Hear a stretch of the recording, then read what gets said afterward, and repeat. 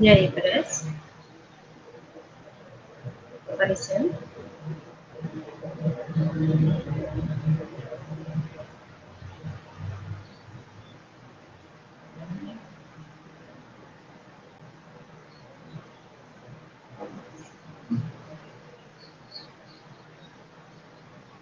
Ainda tá, né? Já?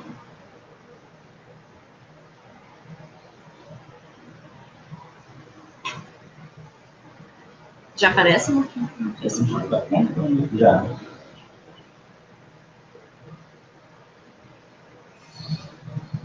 Já está. Já estou online.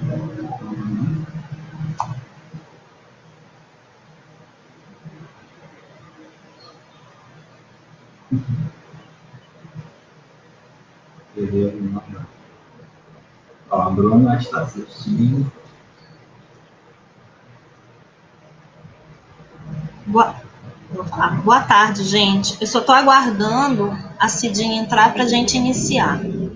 Tá? Então, daqui a pouco ela já está entrando.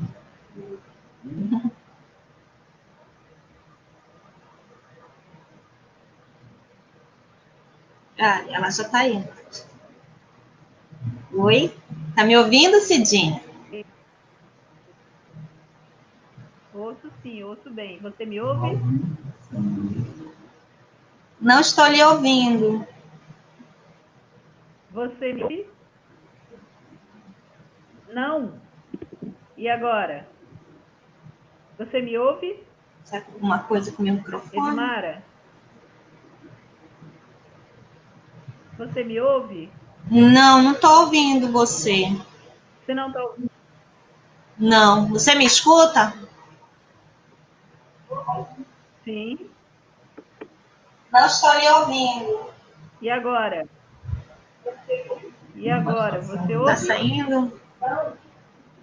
Ainda não. Eu acho que é o teu, né? É o meu. Vê aí.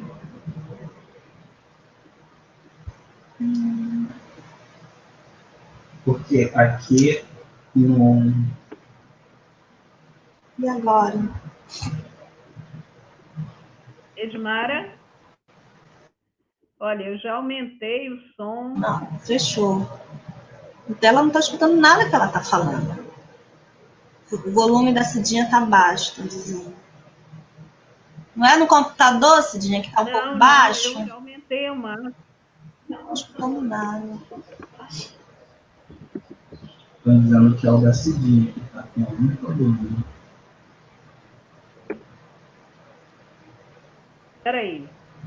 Poxa, e agora? Estão me escutando? Quem está acompanhando está escutando? Está escutando a minha voz? Eu te escuto. Ó, tem gente que tá ouvindo a Cidinha. A Bruna tá te ouvindo.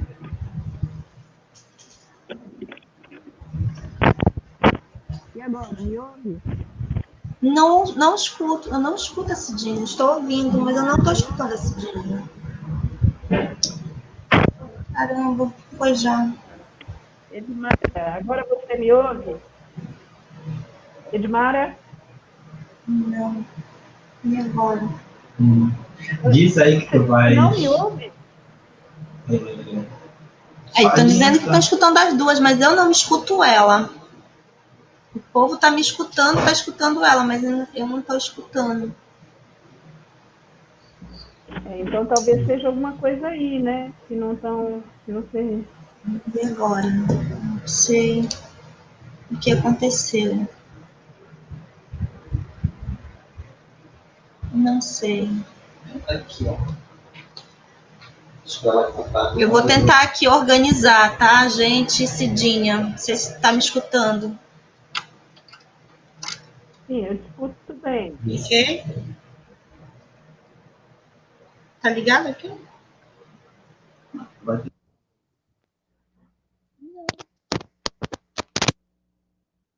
Oi?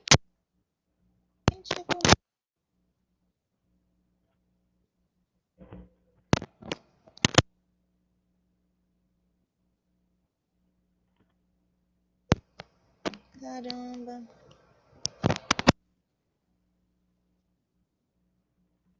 Tá me escutando agora? Eu escuto desde o começo. Você está me ouvindo? Agora tá. Só aumenta aqui, Marcos. Tá, agora eu tô escutando a Cidinha. Aumenta. Fale, por favor. Está me ouvindo? Agora eu tô Boa ouvindo. tarde. Só aumenta mais. Isso. Agora sim. Ok? Agora eu escuto. Só aumenta mais, por favor, Marcos. Tá melhor. Isso. Mais. Ok. Tá, eu acho que já dá pra gente começar, né, Cidinha? Sim. Boa tarde. Então tá. Boa tarde a todos, né? Sejam todos bem-vindos a esse nosso primeiro diálogo literários. E boa tarde aos meus alunos da Educação do Campo, né? Essa ação que eu estou promovendo, esses diálogos, é justamente para a gente movimentar um pouco a universidade, movimentar um pouco os nossos alunos da Educação do Campo. Então, a nossa primeira convidada, então, para quem não me conhece ainda, eu sou a professora Edmara, eu sou da Unifesp, e a nossa primeira convidada desses diálogos literários vai ser a escritora Cidinha da Silva, né? A Cidinha, ela já veio aqui em Marabá, ela já participou de uma roda de conversa com a gente aqui, e é a segunda vez que eu encontro Cidinha, né? Então, gratidão, Cidinha, por ter aceitado mais uma vez esse meu convite, né? Em você dialogar com a gente, conversar um pouco com a gente sobre as suas obras. A Cidinha, ela escreveu inúmeras obras. Eu vou falar de algumas, mas no decorrer do nosso bate-papo, ela vai apresentar outras, né? Ela escreveu esse livro aqui, Os Nove Pentes da África, que é um livro de crônica, Sobrevivente também, Baú de Miudezas e Sol e Chuvas. Esse aqui que é o meu xodó, né? Hashtag Para de Nos Matar. E o livro de contos, Um Exu em Nova York. Então, ela tem outros títulos, mas eu selecionei esses para falar, para apresentar para vocês, né? Então, para a gente começar um pouco esse bate-papo, Cidinha, que na verdade é mais um diálogo, uma conversa, né? Lendo esse livro aqui, né? Hashtag Pare de Nos Matar, no prefácio dele, quem faz o prefácio é a Sueli Carneiro. E uma parte me chamou muita atenção quando ela fala dessa tua passagem, dessa tua ida para o mundo literário. E aí ela diz o seguinte: a literatura já se impunha como chamado a ser atendido com a mesma urgência daquela que conhecemos quando estamos sob coação de orixá, que somente a feitura resolve. Assim, me parece, foi a sua entrega à literatura. Então, fale um pouco para a gente dessa sua entrega, né, desse seu chamado, né, para o mundo da prosa, para o mundo da literatura.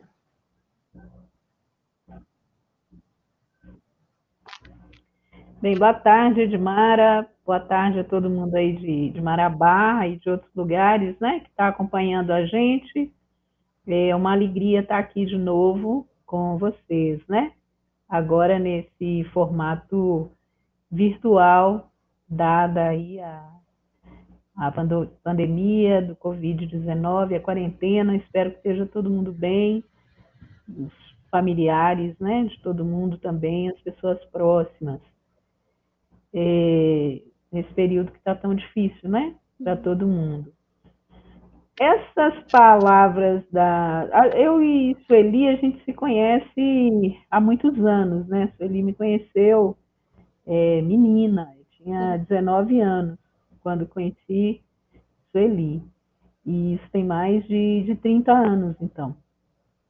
E ela gosta, né, dessas frases de efeito, essas coisas assim, mais de efeito mesmo, digamos, né? Ela usou aí no prefácio. Na verdade, sempre tive desejo de ser escritora, desde muito cedo, desde criança, desde que descobri mesmo a literatura, descobri a literatura com as crônicas, né? Que são um gênero que eu utilizo muito, né, para escrever, e o interesse pelas crônicas, ele vem desde a infância, desde que eu conheci, tomei contato com a literatura, que foi por meio das crônicas, depois das histórias em quadrinhos. Isso foi o que veio primeiro mesmo. E eu posso dizer assim que quando eu comecei a escrever literatura, a publicar literatura, que foi em 2006, de fato foi a minha primeira carreira, né? Porque até então eu atuava desde muito nova, desde os 23 anos, eu atuava no Gueledés, Instituto da Mulher Negra, um projeto coletivo, e minha vida estava muito a serviço do coletivo, né? O projeto literário é, então, a minha primeira incursão de carreira, propriamente. É aí que eu começo uma carreira, em 2006. Então, talvez por isso, outro dia eu estava dando uma entrevista e a pessoa que me entrevistava pediu para eu falar sobre a urgência das minhas publicações.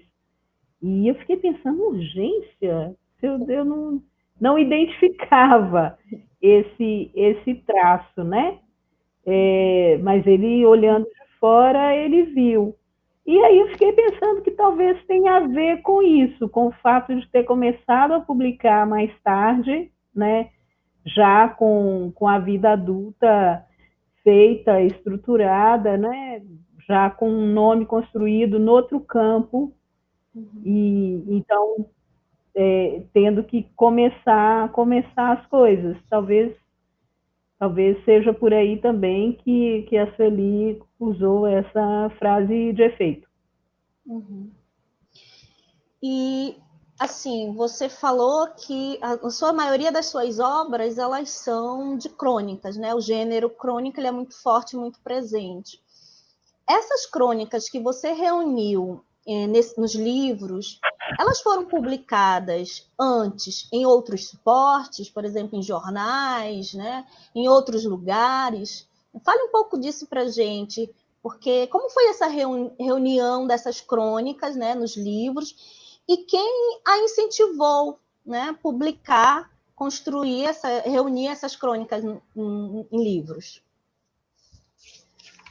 Olha, no primeiro livro, que é o Cada Tridente em Seu Lugar, antes de publicá-lo, eu publicava crônicas num boletim eletrônico, que era lido por muita gente, e as pessoas me perguntavam, quando é que a gente vai ter um livro? Quando é que a gente vai ter um livro?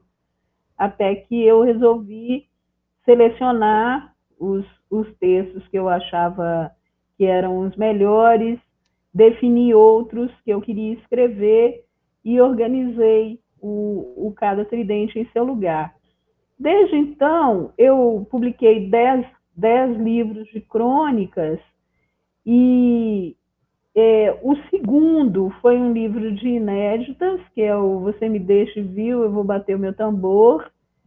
Depois tem, mais para frente, o Baú de Mildeza, Sol e Chuva. O Tambor é de 2008, o Baú é de 2014.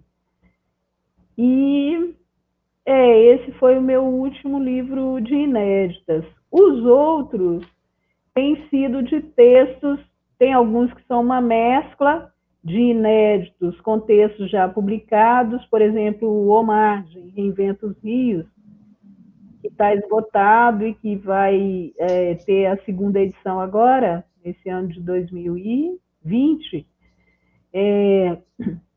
Ele é um livro que reúne textos até então inéditos e textos que tinham sido sido publicados já. Publicados onde? Publicados nos portais de notícias para os quais eu escrevo. E eu acho muito importante ter esses textos no suporte de papel também, né? No suporte livro, porque a internet é terra de ninguém, as coisas se perdem, as pessoas copiam de maneira muito descarada, né?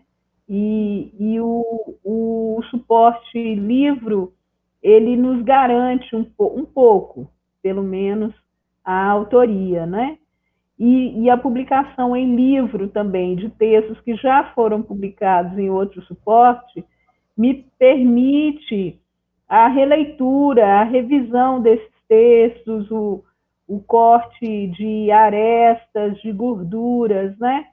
O texto sai sempre melhor em papel do que ele saiu na internet. E eu gosto muito desse exercício de limpeza do texto para a republicação.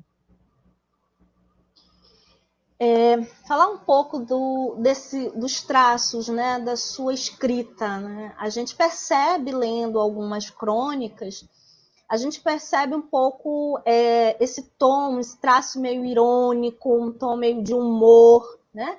E principalmente, né, essa questão da africanidade. Então, fala um pouco para a gente sobre esses traços que estão presentes nas suas obras, né? Do humor, da ironia, dos direitos humanos, da africanidade. Uhum. Eu sou uma escritora que dá valor à técnica, né? Eu acho que, como em qualquer profissão, você tem que desenvolver técnicas.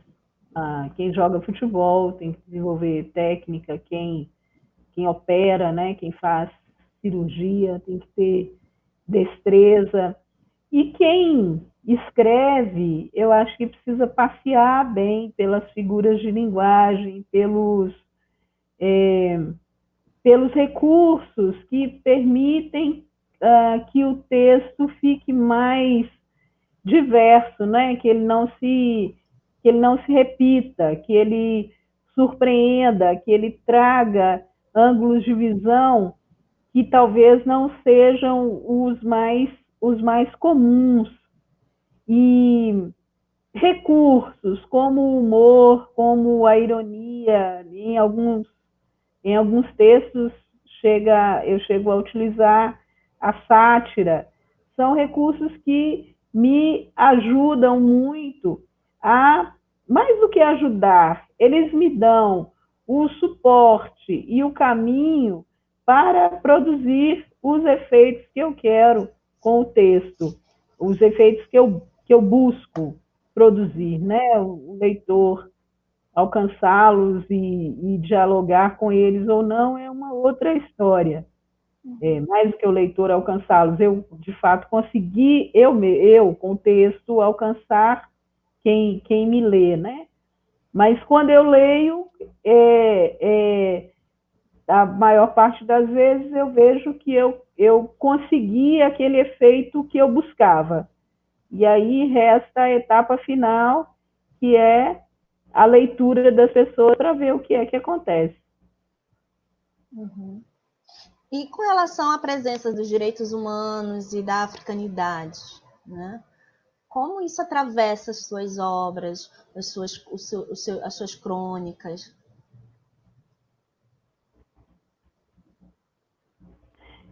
A temática de direitos humanos, na sua amplitude, é algo que me interessa muito, né? Eu, durante boa parte da minha vida, trabalhei com essa temática, com o combate ao racismo, ao sexismo, a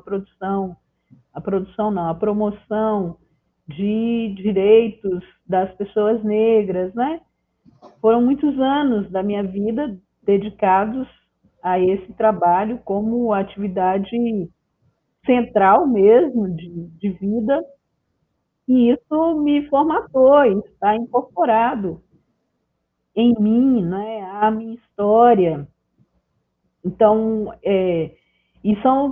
são temas que me tocam pela perspectiva de mundo que eu tenho, pelo entendimento ético que eu tenho do mundo, né? Ou do que deveria ser uma perspectiva ética de relação entre as pessoas, e isso está muito contemplado pelo entendimento da temática de direitos humanos como um todo. Isso está muito presente na minha obra. As africanidades, por sua vez, são fonte primeira e primária de alimentação, não é, da minha poética. As africanidades, as orixalidades, a tensão e o diálogo entre tradições e contemporaneidade, tradições entendidas como africanas, afro-brasileiras, afro-indígenas, afro-diaspóricas, são fontes inesgotáveis de água e de comida e de ar para mim, né? E isso de fato, me alimenta, me dá vida, é a seiva do meu trabalho. Interessante, né? Porque a gente percebe isso muito, muito forte quando a gente lê, né? Existe como eu lhe falei, esse livro aqui é o meu xodó, né? Eu gosto muito dele, inclusive as minhas alunas também gostam bastante. E quando você veio aqui, você falou um pouco do processo criativo desse livro, né?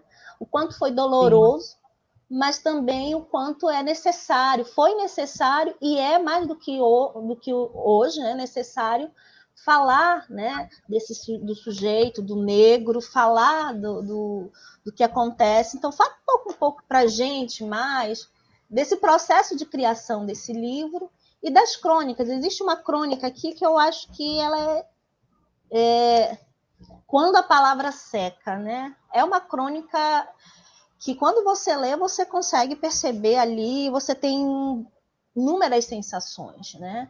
Provocações, angústias. Então, fala um pouco para a gente sobre esse processo criativo desse livro em particular. O Parem de Nos Matar é um livro de 2016. A gente fez a segunda edição no ano passado, né, em 2019. E quando eu o fiz em 2016, não foi assim, eu resolvi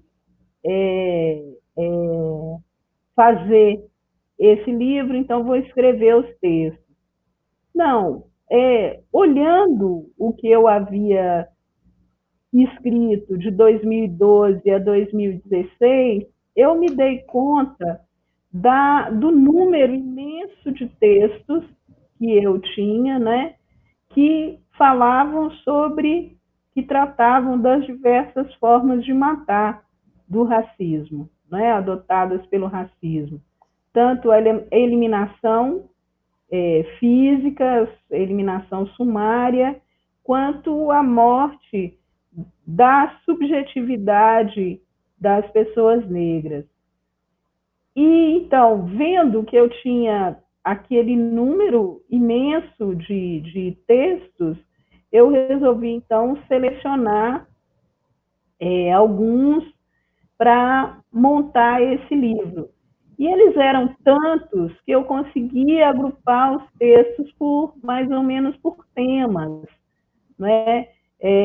Então, tem vários textos sobre os assassinatos coletivos, né, de jovens negros, as chamadas chacinas. Tem um outro conjunto de textos sobre discriminação racial na educação. Tem um outro conjunto de textos sobre discriminação racial nos meios de comunicação. E eu trabalhei muito com casos bem conhecidos, casos descritos na mídia, né?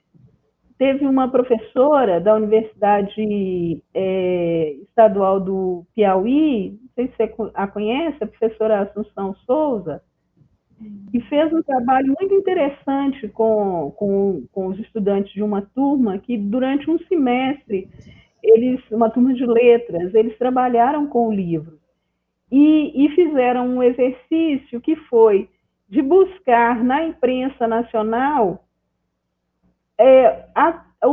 os temas que eram discutidos, os fatos que aconteceram e foram discutidos nessas crônicas do livro.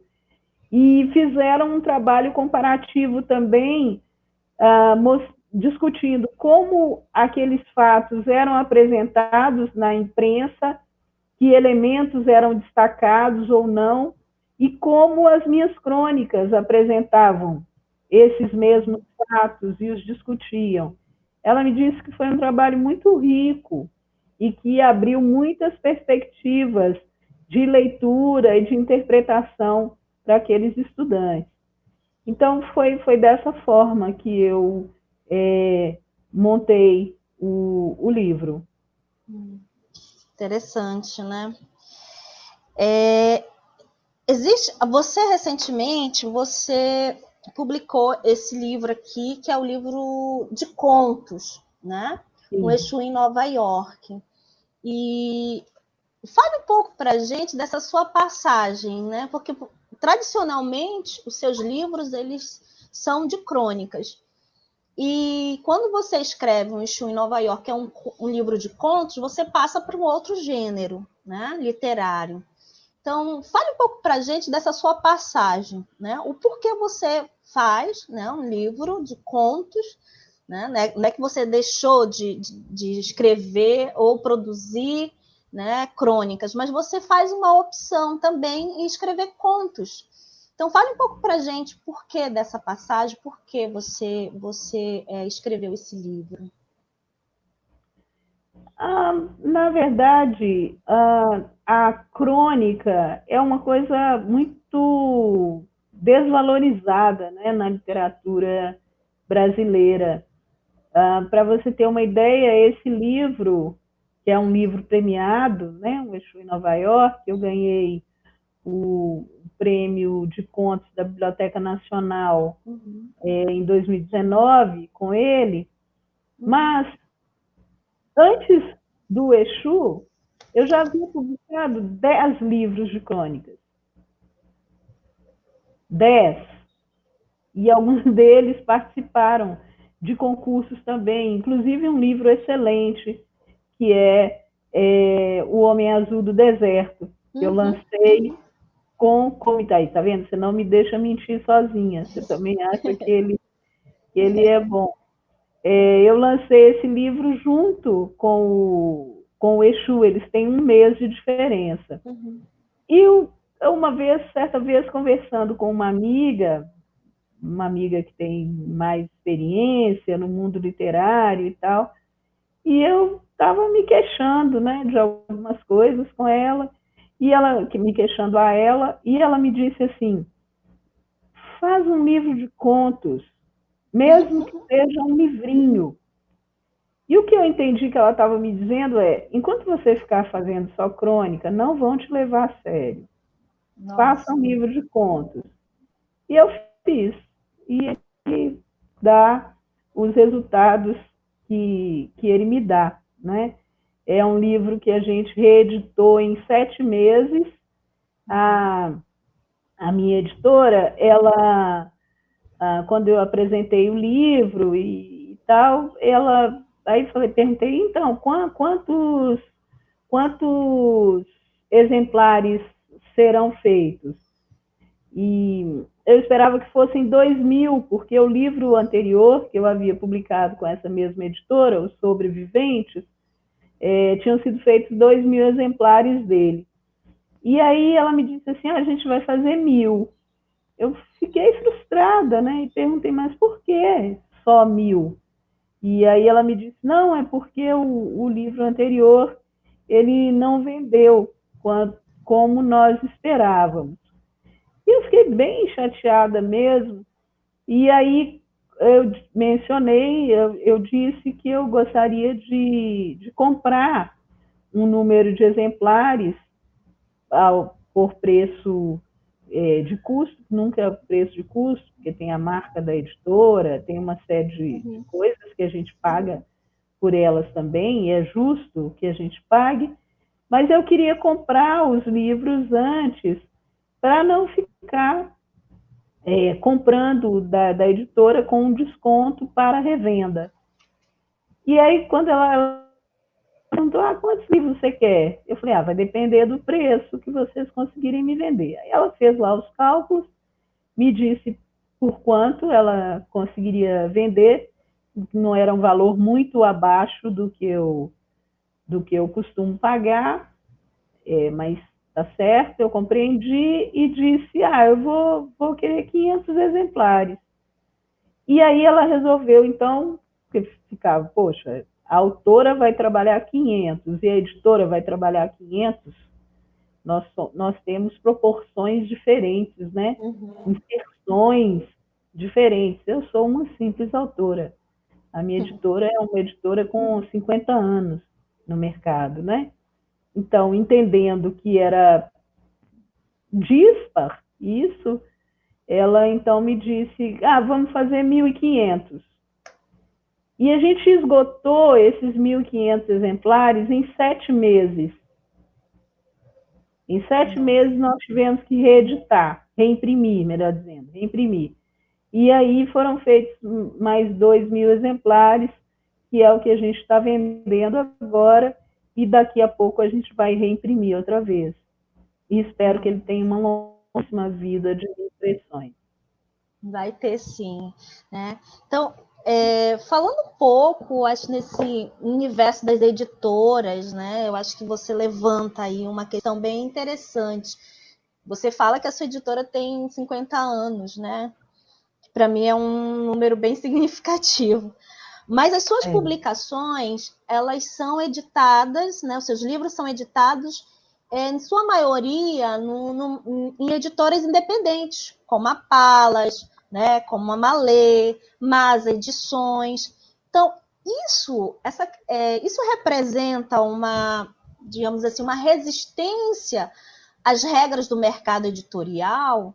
Fala um pouco para a gente isso, porque eu acho que é curioso a gente ver nos seus livros, a maioria, e eu tenho praticamente todos os livros, quando você veio aqui, eu comprei todos os livros, e aí, ao ler e ao ir pesquisando as editoras, eu percebi que a maioria, né, acho que todos que eu tenho, são de editoras independentes.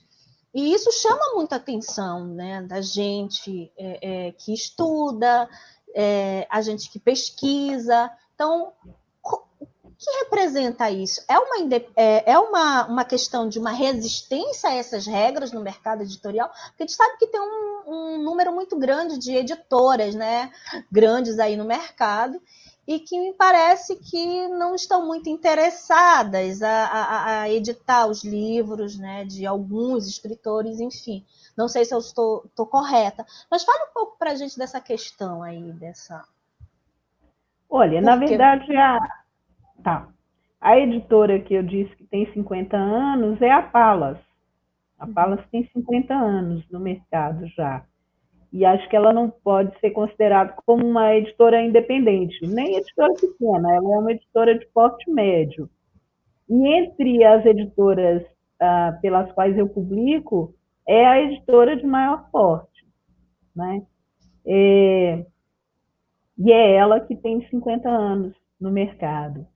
A Masa Edições, que é uma editora pequena, né? A Masa está com quantos anos, gente? Acho que eu perdi a conta. Mas acho que está com 39 anos. Acho que são 39 anos. Mas continua como uma editora pequena. Tem outras editoras como a Pollen, que é uma editora, né? A Pollen, que publicou junto comigo o Parem de Nos Matar, que é uma parceria Pollen com Ansa Produções. A Pollen, sim, se define como uma editora independente. Feita essa ressalva, eu te diria que as outras, você tem razão, são mesmo editoras independentes, como a Me Pariu Revolução, que é uma editora de mulheres, de uma das periferias aqui de São Paulo, que tem à frente a Dinha, que é uma autora, uma poeta muito importante, cearense, radicada aqui em São Paulo. Tem também a Selo Povo, do Ferrez, né? Que é uma editora também baseada na periferia sul, aqui de São Paulo. Não é, da minha parte, não significa uma resistência a editoras grandes, não. São as editoras com as quais eu consegui fazer parcerias interessantes até agora, né? Mas eu não tenho nenhum problema com editoras grandes, não tenho nenhuma definição política de permanecer em pequenas editoras, em editoras independentes. Eu quero editoras que façam minha obra circular. Eu quero editoras que façam livros bonitos, bem feitos, livros que me deixem contente, né? Livros que contem com serviços técnicos que contribuam para melhorar a minha escrita, porque quando você apresenta bem um bom texto, ele cresce, né? Quando você apresenta bem do ponto de vista gráfico, aquele texto que é bom em termos de conteúdo, de estilo, de linguagem, ele cresce, né? E um texto bom que é mal apresentado, ele diminui, ele fica achatado, né? Ele perde substância, né? Então, eu tenho esse interesse. Outro dia me perguntaram por que eu publico por tantas editoras, por que eu não me concentro em uma ou duas. E eu respondi que é porque eu quero muitas coisas, e as editoras não me dão as coisas todas que eu quero. Então, eu consigo uma coisa aqui, consigo outra ali. E nos últimos anos, o meu movimento de publicação, ele tem dois vetores. Um vetor que é quando eu procuro a editora e ofereço meus livros, ofereço minhas propostas de edição. O outro vetor é quando as editoras me procuram. E isso nos últimos anos tem acontecido com uma frequência maior, né, das editoras me procurarem. Ao final do ano, uma editora pela qual eu publico me dizer assim: Cidinha, o que você está pensando para o ano que vem? A gente está aberto aqui, a gente está esperando as suas propostas. Você tem um livro assim, né? Tem uma editora que tem 4 anos que me pede um romance. Olha, quando você tiver um romance, a gente está aqui, a gente quer, a gente está esperando e tal, né? Então, esse movimento que tem essas duas mãos, tanto eu vou, e eu não tenho problema algum em ir, quanto as editoras vêm até mim, é que tem definido o meu projeto, o meu caminho editorial, né? E eu estou sempre aberta, estou sempre disponível para boas propostas. E a gente vai, na construção dessas propostas, a gente vai se potencializando. Quando eu publico por uma editora pequena, como a Me Pariu Revolução, por exemplo, a Me Pariu me apoia e eu apoio a Me Pariu também. À medida que meu nome vai crescendo e que eu eventualmente publico por uma editora independente, que não tem ainda tanta visibilidade, ou mesmo que tenha, né? Quando eu apresento o meu nome para essa editora, eu também aporto alguma coisa. E isso me interessa fortalecer os projetos da nossa gente, né? Desde que também essas editoras me ofereçam coisas, né, que sejam valiosas para mim, expansão de mercado, às vezes entrada num determinado setor do país. Por exemplo, eu vou em breve publicar com uma pequena editora do Rio Grande do Sul. Eu gosto muito da proposta da editora, acho muito ousada e já disse a eles, né, os editores, que eu espero que eles me façam percorrer o mercado mais do que do sul do Brasil, do Rio Grande do Sul especificamente, que tem uma vida em termos literários muito própria. E eu quero entrar nesse mercado, né? Então, sempre as minhas decisões editoriais passam por esse planejamento e pela forma como as editoras entram para compor aquilo que é o meu projeto editorial. Desculpa, que é o meu projeto literário. Legal. Atualmente, eu acho que há um movimento muito grande, né, recentemente, da criação de grupos de leituras no Brasil e em outros lugares, né? Por exemplo, existe aqui no Brasil o Clube de Leitura Leio Mulheres, que é um clube que tem em todas as cidades do Brasil. Mulherio das Letras, Lendo Escritoras, entre outros, né? Então, a criação desses clubes de leituras não é um movimento também, né, para furar esse bloqueio dessas grandes editoras, porque esses grupos, clubes de leituras, eles estão lendo autoras, né, estão lendo escritoras brasileiras ou de outros países também, mas principalmente as escritoras que não são da circulação dessas grandes livrarias, né, dessas grandes editoras.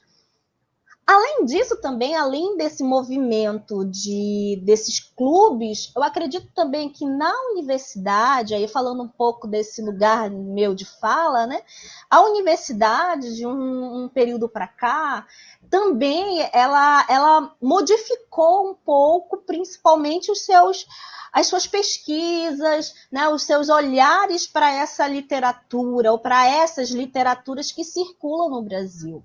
Então, principalmente com a entrada, por exemplo, a questão das cotas, a questão das políticas públicas. Então, há uma entrada de sujeitos dentro da universidade, como camponeses, como negros, como os indígenas. E esses sujeitos, ao entrarem na universidade, eles estão dando, principalmente quando se fala também da questão do curso de letras, né? Estão dando uma outra direção desse debate, dessa questão da pesquisa. O que você entende por essa questão, né, desses clubes de leituras? Será que realmente também esses clubes de leituras, eles são também esse caminho, né, esse movimento para também furar um pouco esse bloqueio dessas grandes editoras? Eu creio que sim. Eu já tive livros, né, lidos por alguns clubes de leitura que eu sei, volta e meia chega a notícia de outros. Às vezes eu tenho um movimento atípico na minha loja, né? Eu tenho uma loja virtual pela qual eu vendo meus livros. Às vezes tem semana que tem um livro que sai muito e eu fico, meu, mas por que esse livro está saindo tanto? E quando eu me dou conta, aí eu tenho notícia de que um clube de leitura no interior do Paraná, por exemplo, está lendo um determinado livro e as pessoas estão comprando o livro por isso. E não só pessoas de lá, outras também que acompanham o clube, que tem leituras, tem discussões virtuais, então pessoas de outros lugares também acompanham e compram os livros, né?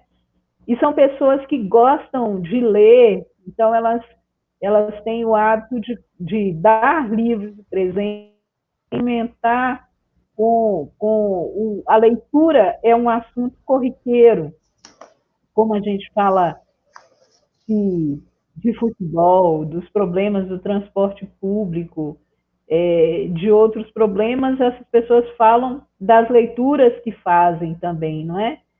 Então, os clubes, eles potencializam a circulação dos nossos livros, né?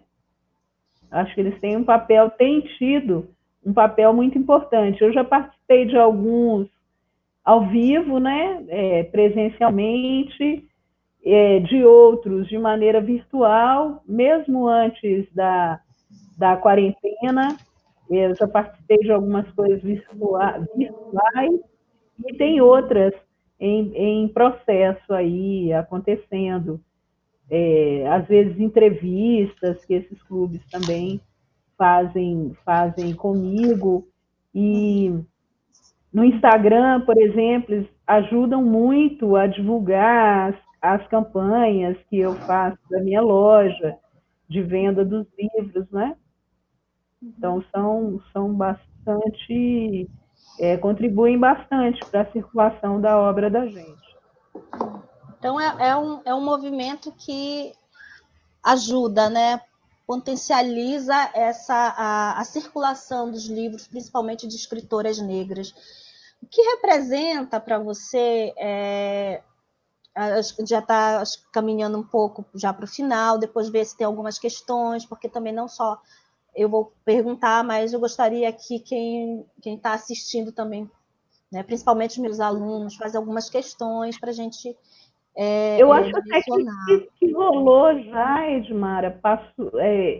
O que eu hoje estou experimentando me deram a sugestão de colocar o computador mais distante. O problema é que nessa distância que eu coloquei, eu não consigo ler as perguntas. Eu vi que apareceram algumas aí, umas 4, 5 talvez, mas eu não li, porque o computador tá mais distante. Aí talvez depois você precisasse... Sim, fazer essa compilação para poder... Isso. Então, eu acho que uma última questão que eu vou fazer é com relação a esse livrinho aqui, né, da Djamila Ribeiro, Pequeno Manual Antirracista, que ficou em primeiro lugar, né, na lista de vendas. E o que isso representa, né, para vocês, né, que são escritoras negras, né, pretas, que estão aí no mercado editorial, não só isso, mas que representa a luta, né, com relação a isso. O que isso significa? A Djamila Ribeiro, sendo uma mulher negra, né, ocupar na lista dos mais vendidos, né, dos livros mais vendidos no Brasil.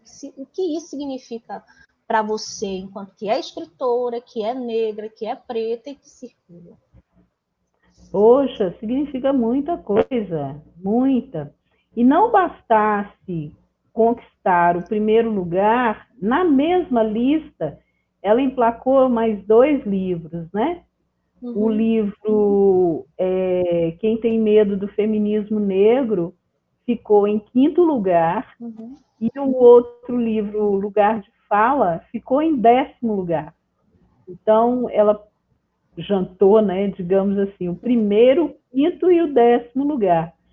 A Lisandra Souza, a Lisandra Magon de Almeida, que é editora dela na Pólen, minha editora também, né, que eu publico por lá, a Lisandra deu uma declaração dizendo assim, que se fossem contabilizados nessa lista as vendas que são feitas por site, e no site da editora, no caso, né, da Pólen, e as vendas que a Pólen faz em eventos, ela tem certeza que a Djamila não estaria em 10º lugar, com o lugar de fala, estaria acima, em posições acima, porque o volume de vendas é muito grande.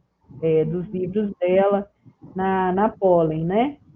Eu até escrevi um texto essa semana que chegou às mãos dela e ela agradeceu e tal, as minhas congratulações públicas, né?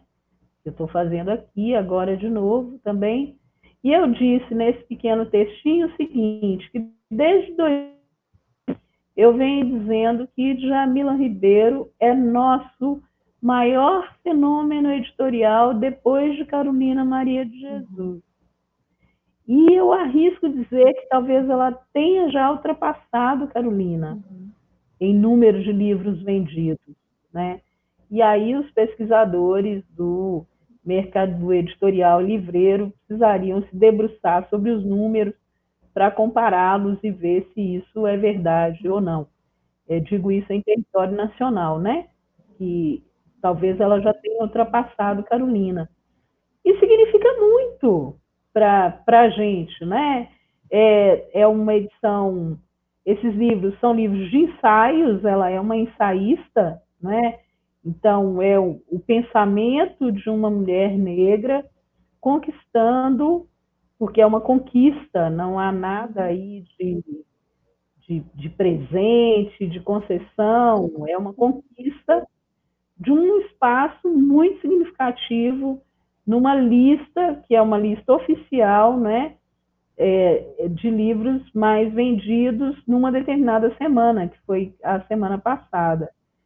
E também, de fato, não é novidade isso, porque ela é uma campeã de vendas e já teve números de vendas estratosféricos na Flip, por exemplo, né, na Flip em Paraty, tanto nos anos de 2018 e 2019. Então, para a gente, é algo que abre portas, que consolida o trabalho que um grupo grande, né, de autoras negras vem fazendo, chama a atenção para esse trabalho, para essa escrita de outras mulheres também, além do que ela já faz com o selo, né, Sueli Carneiro, que tem publicado diversas autoras negras brasileiras e tem outras aí na fila no forno, né? Cujos livros estão no forno e devem sair em breve. Bom, então, Cidinha, eu gostaria que você lesse uma crônica para a gente, né? Eu acho que não dá para a gente bater um papo, dialogar com uma escritora sem ouvi-la também lendo suas crônicas. Então, gostaria que você lesse, escolhesse uma e lesse um pouco para a gente. Tá bom, deixa eu pegar um livro aqui.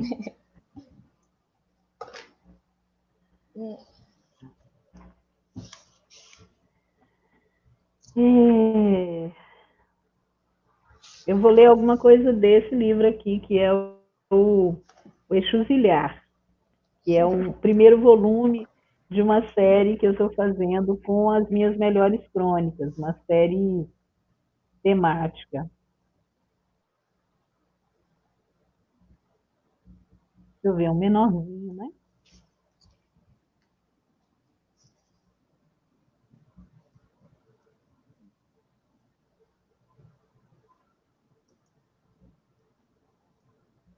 Vou ver a bolinha aqui.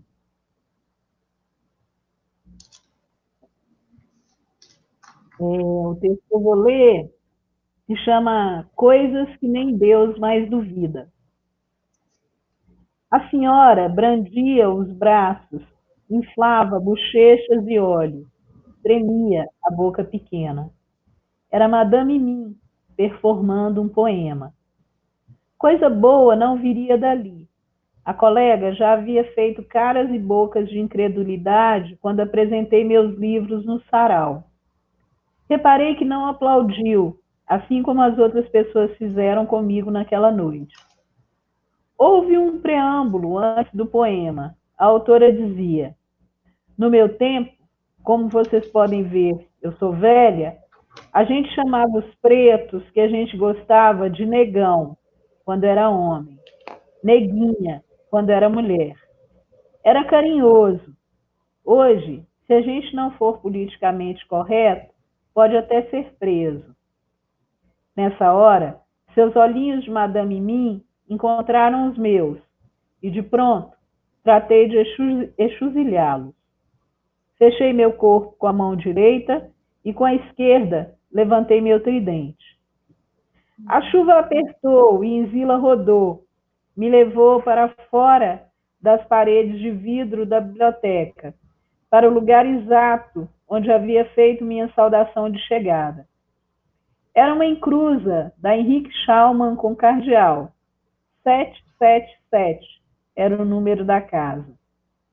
Inzila dançou para mim, apontou o céu, logo cortado por um raio de caiongo. Eu saudei Inzila e o raio. Agradeci. Quando um deles ilumina meu caminho, é sinal de anunciação. De volta ao sarau, de olhos abertos, aqueles versos mal feitos e ressentidos machucavam meu coração. A mulher velha, desprovida de sabedoria, destilava mágoa e saudade dos tempos da escravidão. Dizia num poema torto que a solução para o racismo é que os pretos se pintem de branco e se tornem cinza. Cinzas, quem sabe. E os brancos se pintem de preto, obtendo o mesmo resultado. Terminada a performance, ouviram-se uns cálculos aplausos constrangidos, outros consternados. Afinal, tratava-se de uma idosa, e muita gente acha que a idade justifica tudo. 2 ou 3 pessoas, além de mim, não descruzaram os braços. Um rapaz muito sério, que se eu encontrasse andando pela rua, julgaria mestiço, levantou-se negro e mandou uma letra de rap aguda sobre a hipocrisia das relações raciais no Brasil. Tinha uns palavrões cabeludos e o menino, de lâmina nos dentes, colocou os tridentes nos seus devidos lugares. Eu reuni meus livros e trocados, olhei a chuva intermitente e vi Caiongo à minha espera, absoluta e bela, próxima ao cemitério.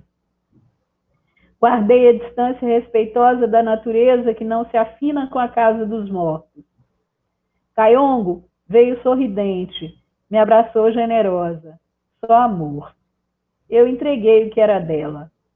Toma, senhora dos raios, leva daqui essa carcaça, esse egum da mentalidade colonial e racista que ainda sibila entre os vivos. Caiongo sorriu outra vez, cúmplice, e desapareceu soberana na noite sem lua. Nossa. Esse livro está no Exusilhar. Quem quiser comprar o Exusilhar, tem 2 possibilidades bem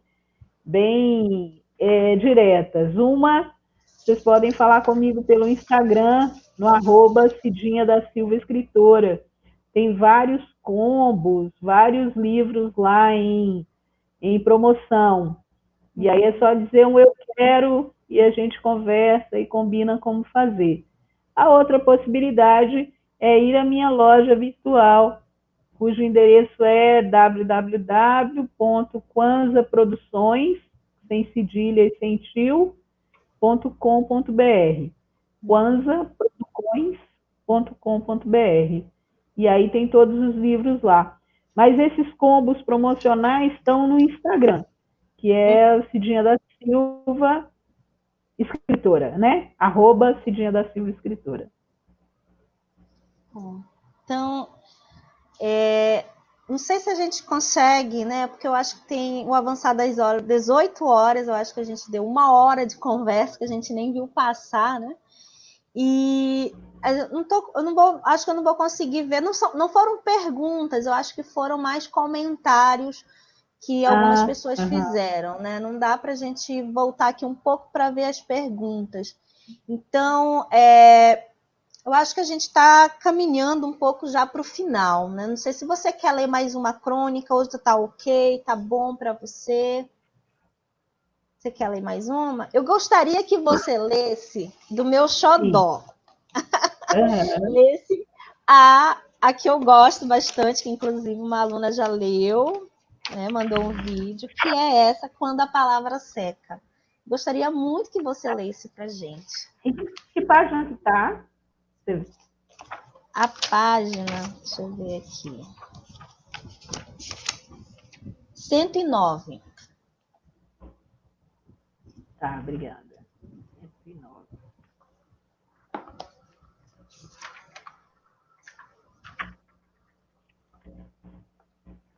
Quando a palavra seca. A morte de Cláudia da Silva Ferreira, baleada e arrastada por um carro de polícia, movimentou as águas primevas da Lagoa de Nanã, que habita todas as mulheres negras. Águas que irrigam a terra e formarão o barro que iniciará a vida dos seres. Águas paradas, aparentemente, mas plenas de mistérios e convulsões. A morte de Cláudia reverbera como sino em corações e mentes atormentados. Em resposta, as águas pretas, na forma de pequenos igarapés, tomam a rua. Somos todas Cláudias. Todas as que estão na linha de frente com canetas, teclados, microfones, pincéis, panfletos, câmeras, tambores, barracas de camelô, celulares, corpos negros, corpos de negras. E as que estão na retaguarda, a lavar, passar, cozinhar, correr, coser, cuidar e cuidar. Avós, mães, tias, primas, as mais simples trabalhadoras mulheres. Corpos negros, corpos de negras, somos todas Cláudias. A paixão de Cláudia não comove o mundo. Seu calvário configura apenas mais um corpo negro, corpo de negra, sendo arrastado sob o olhar racializado das pessoas comuns que pagam impostos, gozam de segurança particular e passaporte constitucional para transitar pelas ruas de favelas e bairros ricos com liberdade. Mas para nós, Cláudias, tudo perde o sentido quando uma mulher negra, moradora de favela, baleada no pescoço, pende de um porta-malas e tem o corpo arrastado pelas ruas do centro do Rio. Mesmo que transeuntes e motoristas buzinem, gritem, acenem, se desesperem, chorem, lamentem, os policiais que dirigem o carro não ouvem, não veem, não param, não param, não param. As palavras humanidade, respeito, dignidade, cidadania, vida, direitos, sonhos, justiça perdem o sentido. A gente perde as forças, a palavra. A gente mingua e o texto seca diante de mais um caso de horror racista que não comoverá o mundo e ainda terá a dimensão esvaziada. Tudo perde o sentido. A vida perde a poesia, perde-se o sono e não se sabe a fórmula do conforto para reencontrá-lo. E no Pare de nos matar, hashtag Pare de nos matar. Então, deixa até a gente sem fôlego. Então, a gente agradece, né? Eu estou agradecendo assim, imensamente, uma gratidão imensa por esse bate-papo nessa tarde de quinta-feira, né? E esse vídeo a gente vai também disponibilizar no canal. Eu estou organizando um canal de YouTube e ele vai ficar disponibilizado lá, né? Então, semana que vem, a gente também vai continuar. Toda quinta-feira, a gente vai continuar com esses diálogos literários. E semana que vem, a gente vai falar com uma escritora também e professora da USP, Kilsan de Oliveira. Então, Cidinha, muita gratidão, tá? Uma tarde muito agradável. a gente passou aqui com você, né? E eu só tenho que agradecer mais uma vez, né, você ter aceitado esse convite, a sua generosidade em ter conversado com a gente aqui. E é só isso. Uma grande gratidão. Obrigada, Ismar. Eu que agradeço, estou à disposição sempre. Deixa eu fazer um convite. Eu estou com um programa agora, todas as segundas-feiras, um programa ao vivo, que vai das 18 às 21 horas. Se chama Almanaque Exuvilhar. É uma revista de variedades, né, que vai ao ar na plataforma, aqui mesmo no Facebook, né, que o pessoal tem facilidade com o Facebook de acesso, dos Jornalistas Livres. Eu vou mandar depois o link para você, e aí você puder passar para o pessoal. Depois, ele é ao vivo, na segunda-feira. E às quartas-feiras, no mesmo horário, das 18 às 21, a gente reprisa no YouTube, no canal dos Jornalistas Livres, e depois ele fica arquivado lá. Então, tem um material grande, assim, para as pessoas usarem como referência para pesquisa. A gente fez um debate riquíssimo, por exemplo, sobre dramaturgia negra. A gente trouxe também olhares de pessoas negras que estão em outros países, falando sobre a pandemia de Covid-19. Então, a gente trouxe uma pessoa que está de Portugal, né? Está em Coimbra, uma outra da Espanha, Barcelona. Então, a gente tem apresentado esse material que vai ser muito útil para as pessoas também elaborarem aulas, para recolherem materiais para trabalhar a Lei 10.639, né? As possibilidades todas que a Lei 10.639 abre. Então, são conteúdos que a gente está disponibilizando de maneira gratuita, com o melhor da nossa inteligência e da nossa criatividade, né? Do nosso pessoal envolvido com a criação artística. Então, chama-se Almanaque Exuvilhar e vai ao ar toda segunda-feira, das 18 às 21 horas, no Facebook dos Jornalistas Livres. Tá. Está todo mundo convidado. Todo mundo convidado, tá bom. Eu já estou acompanhando alguns vídeos, já estou acompanhando.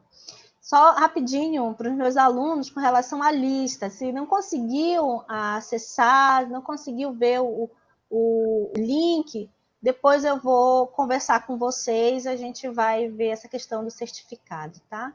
Então, mais uma vez, Cidinha, muito obrigada por esse bate-papo. E semana que vem a gente vai também continuar com essa iniciativa.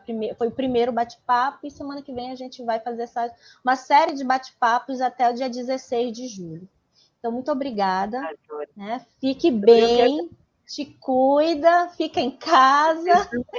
Eu tô. E que em breve então, a gente possa... Um abração para você. Sim, que a gente possa se reencontrar, sair de casa com segurança, né? Reencontrar. Tá certo. Obrigada. Tchau. Tchau, todo mundo. Até outro momento. Tchau, abraço. Até.